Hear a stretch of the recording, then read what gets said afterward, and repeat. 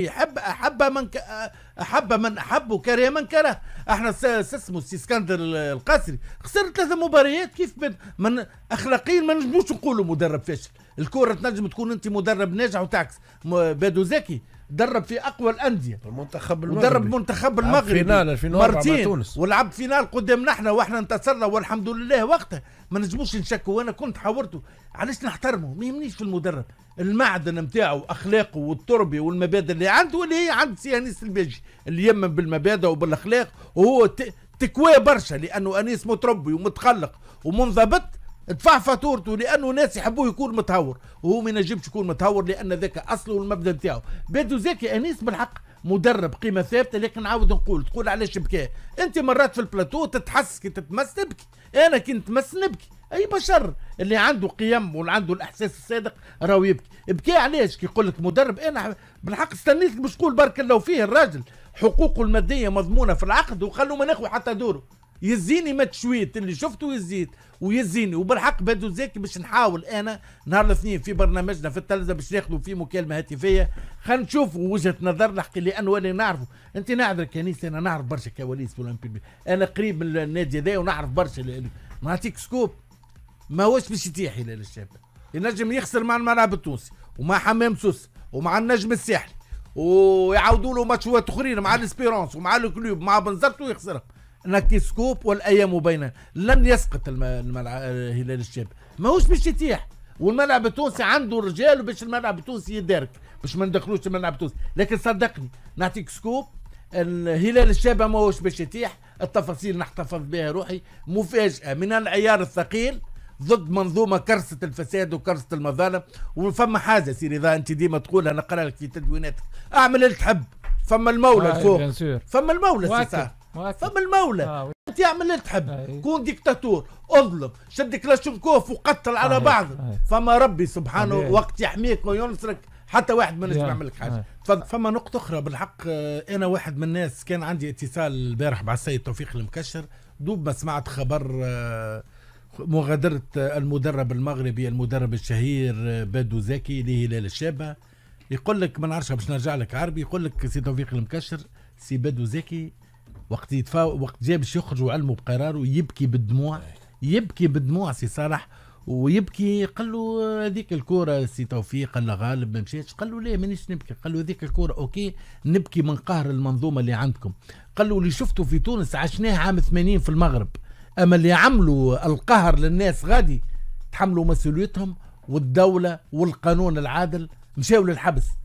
هكا حرفيا قالوا اما نبكي لاني شفت الشابه لو كانت تجيب افضل اللاعبين في العالم في هذه المنظومه راهي ما عندها وين باش تمشي. هذاك علاش كلمه لحكي بيدي وين القوه. سي صالح رفض باش ياخذ حتى مليم، بادو زكي رفض باش ياخذ حتى دوره من هلال الشابه. شوف العقليه نتاع المدرب وايمانه اللي هو جاء في مهمه. وقت جاء كان عنده حوار حصري معايا في قناه تونسنا في احد النزل في مدينه الحمامات وعديناه، قال رانو الهدف نتاعي البلاي اوف. انا ضحكت وقتها في قلبي، قلت له مسكين بادو زكي ما يعرفش شو يستنى فيه.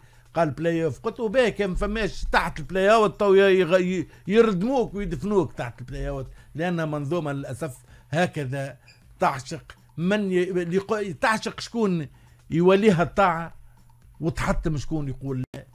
هذيك هي المنظومه. حكينا تعبنا من هذه المنظومه والناس الكل تتفرج فيها. الله غالب. عربي سي صاحبي، تعليقك مدرب يبكي من الظلم ويغادر وما يخش دور. والله يبكي وخذا الطياره وروح. والراجل ما حتى اقسم بالله ما سايبوني يرحم والديك. فد الراجل فد شيء قال مسايبوني. سماح اسمعني، ما عادش يحب يقعد اقسم بالله، ما عادش يحب يتفرج حتى في الكوره في تونس، ما عادش يحب يحكي على الكوره. الراجل توبوه تعرف توبوه ما عادش.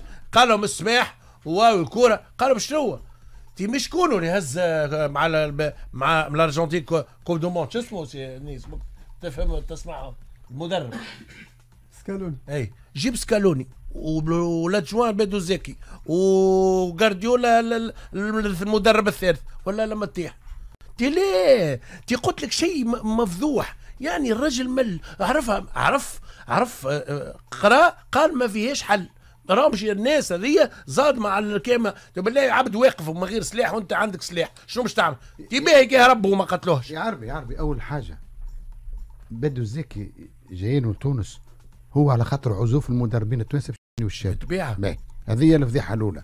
الفضيحه الثانيه 6 مدربين محمد. الفضيحه الثانيه وقت باش يروح بدو الزكي للمغرب باش يقول لهم قالها لا للإيماج نتاعو مش يحكي علينا قالها ومش يحكي على الظلم. قال انا باش نحكي على قضيه الشابه وقال انا بالنسبه لي انا باش نقعد ندافع على الشابه في الهياكل الدوليه وباش نقول كلام وباش نقول برشا حاجات وقال انا شاهد على المجزره ماهوش قال مجزره شاهد على المجزره هذه. على كل حال نحن نحكيو احكي للصباح طايحه انت تقول احكي للصباح يحكي ما جيب بدو زكي جيب فونتينو جيب اللي تحب راني مروح بها ما انت هكا ولينا عركه نتاع حومه هذه مش نكمل مع انيس مازالوا عنا دقيقتين.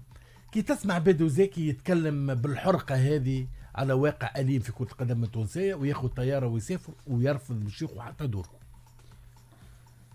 والله تو نحن كنا بدي تعرف زي ما راهي كنا نحكيو في كلام سمعناه من شخص اخر مش بدو زكي ما سمعناهوش مباشره من بدو زكي. شو معناه نكذبوا عليك احنا؟ مش انت تكذب انت توا ما سمعتش تصريح البدو زكي باش نقيمه هو التصريح نتاعو. سمعنا ديزيكو بكى سي بدو زكي لكن بدو زكي اذا تعرض للظلم هلال الشابه لا ما تعرض لا تعرض للظلم. خليني نكلمك خليني نكلمك تعرض للظلم زلقتها حتى سامحني شو ظلم؟ خليني نكمل تو مش حامل فيا تعرض للظلم حتى الملعب التونسي استنى حتى ما تعرض للظلم حكينا لا ظلم نحكيو دخلنا على الظلم لا الملعب التونسي الظلم لا اختارني الملعب التونسي اعطيناه حقه. البدو زكي المدرب مع احترامي ليه كحارس مرمى عملاق كمدرب علاش ما نقولوش انه هو فشل في الشاب؟ عليه رايك محترم عليه ما نقولوش فشل ظلمة الشابة وهو كذلك زاد كأونطوناش البصمة نتاعو قداش جاب ريزولتا. هو كان ما مشاش وحده ربما كانت نجم تطردوا هلال الشاب يا اخي النتائج اللي حققها هو مع هلال الشاب حتى بالافكتيف هذاك حتى بالمظالم التحكيمية فما جمعية تظلم بالتحكيم وتخرج ماتشوها ساعات. لكن هو كمدرب اسكو نجموا نقيموه نحن شعطاء للشابه شنو البصمه اللي زادها للشابه. انا قلت لكم الاخر الرصيد البشري نتاع هلال الشابه رصيد محترم وحكايه خرج يلعب في القروان صحيح تقول لي خرج في القروان بعيده وكذلك هلال الشابه حاجه اخرى مبرمج. يعني انت موش بالزهر تجي تعاقب هلال الشابه 3 مقابلات وهو مازال عنده 2 مقابلات وزوز مقابلات ربك سبحانه يحب الادفيرسير الاخر يلعبوه 50 كيلومتر في غازون نورمال لان الشابه تلعب في سانتيتيك. يعني معناتها الفرق الاخرى طلبت ربي صباح وليل ربي اعطاها باش تلعب خارج الشابه وفي ملعب غازون ناتوريل. تو سي صاحبي هذا حتى كان شد طفل صغير عمره 6 سنين وتحكي له الحكايه ما يصدقكش. انا نقول لك حاجه سي صاحبي الشيء اللي قاعد صاير في الكوره خاصة نحكي على هلال الشابة اللي يعملوا فيه في هلال الشابة راهو. خلينا نحكيو على تعيين المباراة في القيروان بالذات وانت كنت نجم 50 كيلومتر تحطها في الميدان.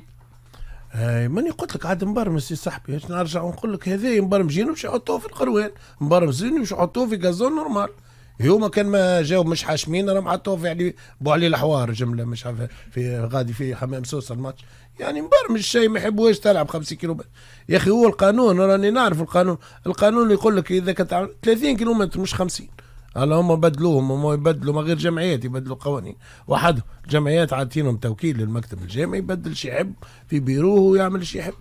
انا نقول لك هلال الشابه توا قاعد يقع في حقها اجرام ما شكوره اجرام في حق هلال الشابه. انا نقول لك حاجه سي في بالك سي صاحبي المدرب نتاعهم غادر البلاد ولا لا من بعد باش نحكيو عليه. ولذا سي صاحبي راهو اللي صاير في الشباب هو اجرام كبير بكل صراحه وشيء معناتها فوق العقل. لانه شكون قاعد ينكل بيك الناس اللي مأمنتك على باش تسير الكره. راهو المشكل كونه انت راهو المهام تاعك باش تسير الكره وتكون عادل ما بين الناس مش باش تشد جمعيه تبدا تفلق فيها كيكه وتهتك فيها قاعد ينكلوا بها هي شابه. هذا كل باش نقولوا زعما رانا نحن قويين وطيحنا هلال الشابه. اي برا تحت هلال الشابه شنو قوي انت شنو القوه اللي عندك اي شنو القوة اللي عندك؟ انت راك مؤمن على مصالح جميع الفرق والعدل بيناتهم. ظهر اللي نساوها الكلمة ذي ونساوها الحكاية ذي. راهو الهيكل او بحثنا رئيس جامعة، رئيس جامعة راهو يلزموا يعدل ما بين الناس اللي هو محلف ومكلف بهم وانتخبوه عليهم. مش تجي الجمعية تعمل لك هيك تذيم تاع واحد معناتها كما نقولوا يشد معناتها متحامين في مش هيك راهو مش معقول. هذه راهي الحكاية ذي صارت في المغرب في الثمانينيات. اشترى مشات الحبس، صارت في المغرب هكا، المسؤولين في العهد هذاك مشاو الحبس في المغرب. شنو هو هذا؟ هذا رايك عربي سنقري. سي صالح، هل تعتبر تعيين مباراة في الخيروان فيه تخطيط لمزيد تعكير مزاج هلال الشاب؟ لا، هو هذايا ثابت ما غير المباراة هذايا وما غير التعيين هذايا ثابت من أوله. المشكل مازال ما فيش صاحبي، وعركة هذايا مش تدوم، ما عرفناش وماناش عارفين وقتاش تقف، والناس كل قاعدة تتفرج لأنه الشابة قاعدة تتظلم وما حتى حد ما تحرك ساكن. شو يحبوا نوصلوا للحاجات ما نحبوش نوصلوا لها، احنا ضدها ما ناديوش بها. مش معقول بكل والله شيء عيف. ليه تحشم ياسر كثرة مساطة الحكاية. شنية ماك عاقبته شو وقت القروان هاكا عندك مساكن حمام سوسة 5 ولا 6 ملاعب عندك وانت عاين فيه، علاش القروان؟ شو اسمعني، عرفتك اللي سامحوني في الكلمة قالت لك مش معقول. ما اسمعني وعيب والناس اسمعني، نجي نقول لك حاجة. هذه قلنا مش هكا العرب يا عربي قلنا سكوت الأندية. اخي الأندية راهو في الظلم وساكتين. يا ولادي راكم داخلين في اللعبة، راهو غدوة مش تظلم انت. راهو اذا كان ما تكونش سوليدير مع جمعيات الكل، نحي المنافسه خليها على جنب، اما انا نكون سوليدير معاك في الحق. فما قانون نطبقوا القانون هذا يا خويا. استعصيت عليا راهو وليت بونتوات شخصيه ولا شخصيه كيما نقولوا فيها نحن بلغتنا عيناني. لا الشيء ولا والغريبه الشيء ولا عيني عينك ولا بالفضايح. اسمعني، والغريبه فين الهياكل اللي موجوده كسوا الرابطه ولا الاعضاء الموجودين في الرابطه ولا الاعضاء الموجودين في المكتب الجامعي تيمور ريثو تيمور رزنو تيزني نقول والله العظيم نقول لك حاجه، والله العظيم ريتها لتوا نقولوا نحن تونس العركه بين السيد رئيس الجامعه والسيد رئيس هلال الشام، والله العظيم اللي تحكي عليهم هم اللي شعلوا في النار. نعرف والله العظيم بالله العظيم هم اللي ضروا حتى باش يهزوا رئيس الجامعه للهاوي. والله الناس اللي بجنبه والله سواء من الرابطه ولا سواء من سامحني ما نشتركش الراي. لا مش نحكي لي هو اعطيك رايك فهمتني. مش نحكي لي هو تقلب عارف نحكي لك انا اعطيك رايك تسمعنا انت تو. هنا نجيك مع اللي قالوا الصاحبي الكبير كلمته هي اللي تمشي. وقت لي انا مثلا انت قلت الكبير تمشي ما يحكم ما حتى واحد. هو نحكي لك ما فهمتنيش عندهم قيمه. هو يا صاحبي قصدي هو وقت اللي انا العربي يجيب لي خبر وانيس يجيب لي خبر صحيح هذا شو نقصد. نجي نقول لهم انا باستا يزي راه الموضوع مسكر ما عادش نحكيو فيه. مش معقول. هنا كلمه واحده توقف كل شيء. ويقولها علنا يا سيدي الشابه ما عندها، واذا الشابه خسرت في التيران تحمل مسؤوليتها. صحيح واذا تسال تربح. اما جيت واش له في اذنه بعد تقول له انا خدت ولا وراه اسمعني صاحبي، والممارسات هذه مازال مش تشوفوها. اذا كان ما خديناش قرار ولا السلطه ما خدتش قرار ولا النوادي ولا